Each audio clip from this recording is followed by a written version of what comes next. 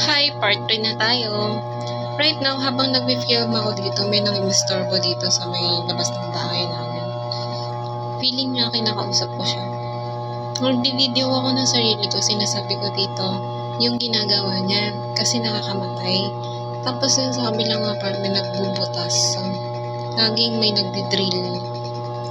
Yung ginagawa niya sa akin, pre-planned murder yun, di ba? Sabi niya, hindi naman daw nakakamatay.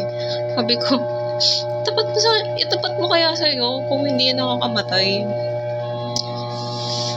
Dati, ang alam ko, pangtanggal siya ng mga engkanto, multo, ng mga nilalang, kaya nilalagyan yung mga bahay ng ganyan. Pero yun pala, hindi pala.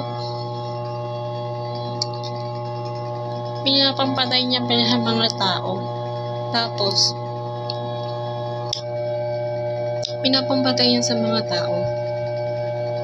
Pinapaalis niya sa mga bahay, ganyan.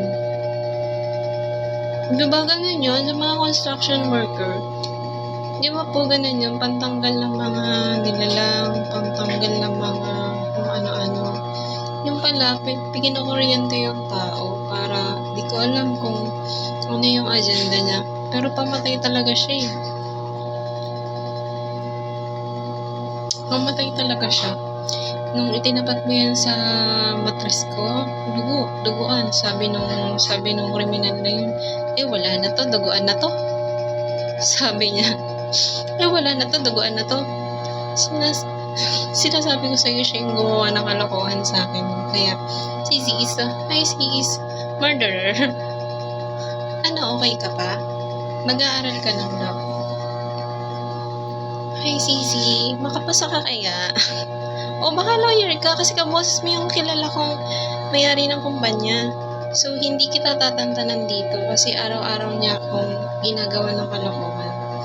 Araw-araw akong magsasabi dito sa video ko na ginagawan-gawan mo ng kalokohan dito. Pinapaalis mo ako sa loob ng bahay. Ngayon, wala naman akong pupuntahan. Hindi naman ako gumagawa ng kung ano-ano na kasi nga may masakit sa akin. Ano sis? Punta ka pa dito? I-record mo pa ako?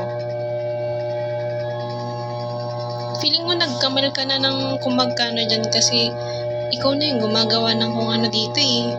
Magkano ibabayad sa'yo yung nagpapamurder sa akin?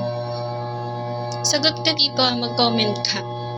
Para marami yung makaalam tapos i-share mo tong video na to. Kasi akala niya yung opportunista na to, akala niya